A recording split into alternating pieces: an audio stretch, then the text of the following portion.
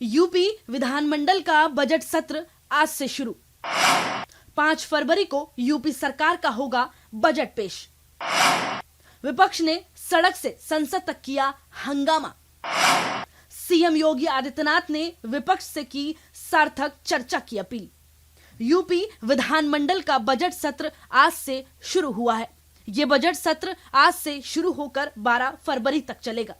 5 को वित्त मंत्री सुरेश खन्ना विधानसभा में वित्त वर्ष 2024-2025 का बजट पेश करेंगे।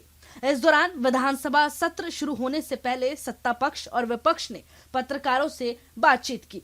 इसी बीच उत्तर प्रदेश के मुख्यमंत्री योगी आदित्यनाथ ने कहा कि ये बजट सत्र है तो वर्ष 2024 से 2025 का बजट भी इस दौरान उत्तर प्रदेश विधानमंडल में प्रस्तुत होगा और वर्ष भर की आय और व्यय को लेकर सदन में चर्चा होगी। उन्होंने आगे कहा कि उत्तर प्रदेश विधानमंडल 25 करोड़ जनता जनार्दन की आशा और आकांक्षाओं और अपेक्षाओं का एक केंद्र है। जनता से जुड़े हर सुख और दुख से जुड़ी हुई घटनाओं का ये साक्षी है।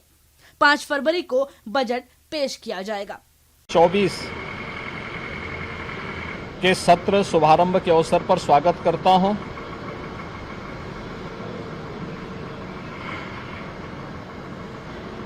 अयोध्या में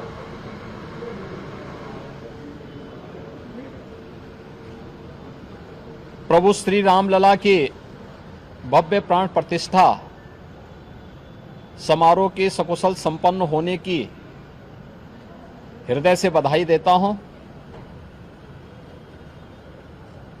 और आज से प्रारंभ हो रहे वर्ष 2024 के उत्तर प्रदेश विधानमंडल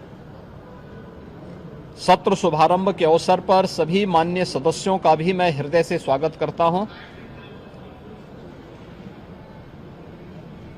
सत्र का शुभारंभ अभी कुछ देर बाद माननीय राज्यपाल जी के अभिभाषण से होगा।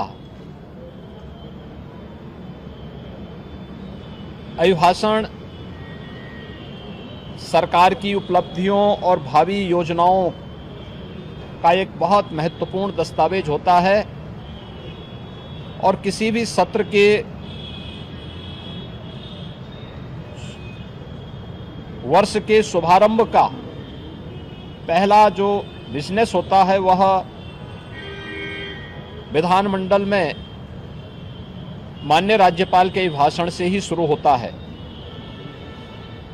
बजट सत्र है तो वर्ष 2024-25 का बजट भी इस दौरान उत्तर प्रदेश विधानमंडल में प्रस्तुत होगा और वर्ष भर के आय व्यय को लेकर के सदन में चर्चा होगी।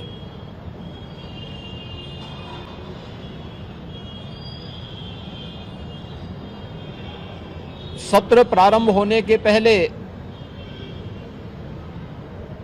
दलीय नेताओं से संबंधित बैठक और उससे पूर्व बिजनेस एडवाइजरी कमेटी की बैठक भी संपन्न होकर के जो कार्य योजनाएं तय हुई हैं उसके अनुसार सरकार ने अपनी पूरी तैयारी भी की है। उत्तर प्रदेश विधानमंडल 25 करोड़ जनता जनार्दन की आशा आकांक्षाओं और अपेक्षाओं का एक केंद्र है। जनता से जुड़ी हुई हर सुख दुख से जुड़ी हुई घटनाओं को उल्लास और विषाद से जुड़ी हुई घटनाओं का यह साक्षी है। मुझे प्रसन्नता है कि उत्तर प्रदेश विधानमंडल पिछले 5-6 वर्षों के अंदर लोकतंत्र के एक महत्वपूर्ण स्तंभ के रूप में अपनी सकारात्मक चर्चा के लिए जाना जा रहा है।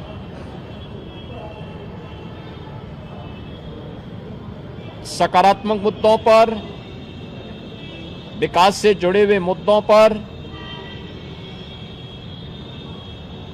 हर माननीय सदस्य अपनी बात को सदन में रखने के लिए उत्सुक दिखाई देता है और मैं इस अवसर पर अपने विपक्षी मित्रों से भी इस बारे में अपील करूंगा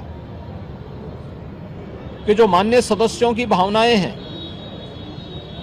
उसे दलीय सीमाओं से अलग हट करके प्रदेश के विकास के लिए विधान सभा या विधान परिषद को हमें एक सकारात्मक चर्चा का केंद्र बनाने की आवश्यकता है और उस दिशा से यह सत्र हमारे लिए बहुत महत्वपूर्ण सत्र होगा। राज्यपाल जी के भाषण पर चर्चा होगी, उसका जवाब भी सरकार की तरफ से जाएगा। बजट पर चर्चा होगी, माननीय सदस्यों को अपनी राय इन दोनों महत्वपूर्ण मुद्दों पर और अनुदान मांगों पर रखने का अवसर प्राप्त होगा। इसके अलावा अपने अपने विधानसभा क्षेत्र से जुड़े हुए या प्रदेश के विकास से जुड़ी हुई महत्वपूर्ण बातों को सदन के समक्ष रखने का भी अवसर माननीय सदस्यों को प्राप्त होगा।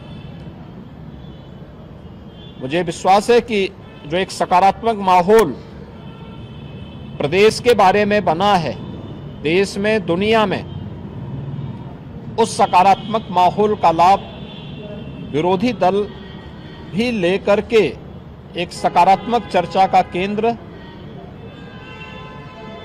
विधानमंडल को बनाने में अपना योगदान देंगे।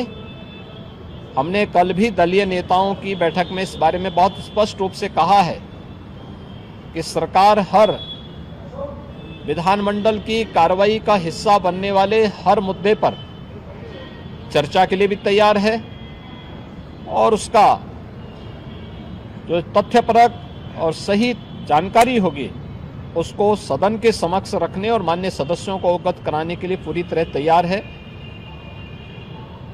मैं एक बार फिर से उत्तर प्रदेश विधानमंडल की वर्ष 2024 के सत्र शुभारंभ के अवसर पर सभी माननीय सदस्यों को हृदय से स्वागत करता हूं। उन्हें उत्तर प्रदेश विधानमंडल की कार्रवाई को सुचारू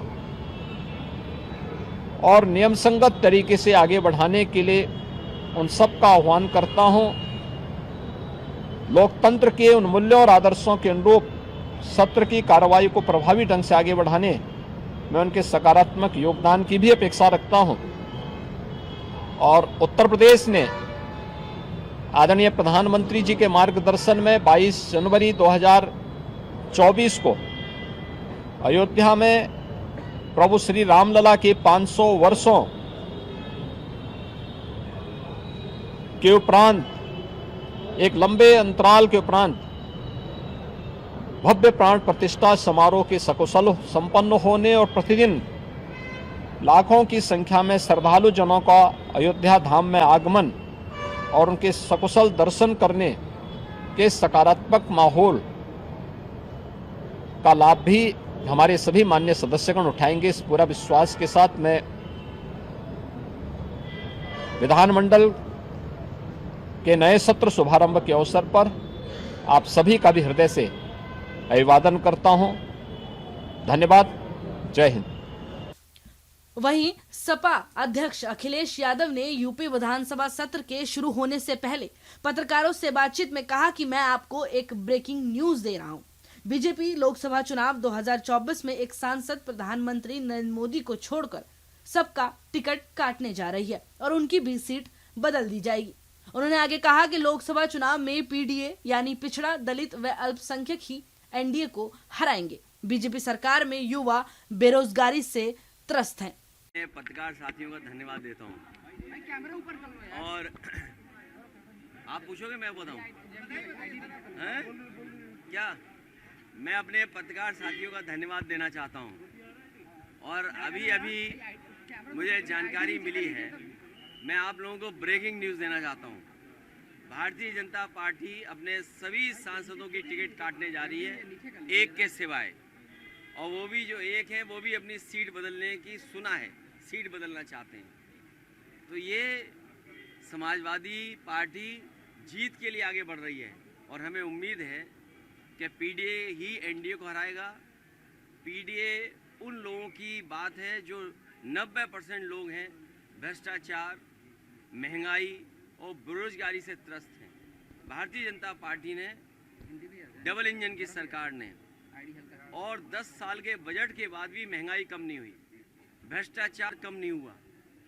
जिस तरीके से बेरोजगारी फैली हुई है और जो वादे किसानों को किए थे वो सब अभी तक अधूरे हैं। किसान हमारा दुखी है, संकट में है, और किसान को सबसे ज़्यादा दुखी अगर किसी ने किया है तो भारतीय जनता पार्टी की सरकार ने। वहीं उत्तर प्रदेश के उप मुख्यमंत्री ब्रजेश पाठक ने पत्रकारों से बातचीत में कहा कि भाजपा सरकार उत्तर प्रदेश के सर्वगणीय विकास के लिए काम कर रही है। यह बजट सत्र है और बजट सत्र में सभी विधायकों को भाग लेकर उत्तर प्रदेश के विकास के लिए अपना योगदान करना चाहिए। वहीं उन्होंने आगे कहा कि समाजवादी पार्टी अपने डीएनए को कभी भी बदल नहीं पाई, उसका अराजकता और गुंडई फैलाना अभी भी कायम है। भारतीय जनता पार्टी की सरकार उत्तर प्रदेश के सर्वांगीण विकास के लिए, चतुर्मुखी विकास के लिए काम कर रही है। ये बजट सत्र है और बजट सत्र में सभी माननीय विधायकों को भाग लेकर के उत्तर प्रदेश के चतुर्मुखी विकास के लिए अपना योगदान करना चाहिए। लगातार देखा जा रहा है समाजवादी पार्टी अपने डीएनए को कभी भी बदल नहीं पाई। अराजकता, गुंडई, जिस ढंग से अव्यवस्था फैलाना उनका पुराना सगल रहा, उस पर वो कायम है और उत्तर प्रदेश की जनता ने इन्हें पहचान लिया है और इन्हें कभी स्वीकार नहीं करेंगी। ये लगातार और रसातल की तरफ जाएंगे। सर, केंद्रीय बजट भी कल आया है, उस बजट में उत्तर प्रदेश के लिए बहुत कुछ खास रहा। देखिए, केंद्र का बजट जो है वो गरीबों का बजट है, महिलाओं का बजट है, किसानों का बजट है, नौजवानों का बजट है और भारत के 2047 में जो भारत माता को विश्व गुरु बनना है, तेजी के साथ उस तरफ हम लोग आगे बढ़ रहे हैं। आपको बता दें कि विधानसभा का सत्र शुरू होते ही हालांकि सपा समेत सभी विपक्षी दल के विधायकों ने सरकार विरोधी नारेबाजी शुरू कर दी। वहीं सत्र शुरू होने से पहले भी सपा विधायकों ने झंडा और बैनर लेकर विधानसभा के बाहर धरना प्रदर्शन किया और योगी सरकार के विरोध में नारे लगाए। हालांकि सीएम योगी आदित्यनाथ ने पहले ही उत्तर प्रदेश विधानमंडल के सत्र शुभारंभ के अवसर पर सभी विपक्ष सदस्यों से दलीय सीमाओं से ऊपर उठकर प्रदेश के विकास के लिए सदन में सकारात्मक चर्चा की अपील की थी। उन्होंने कहा था कि देश और दुनिया में प्रदेश के बारे में जो सकारात्मक माहौल बना है, विरोधी दल भी उसका लाभ लेकर सकारात्मक चर्चा में अपना योगदान दे।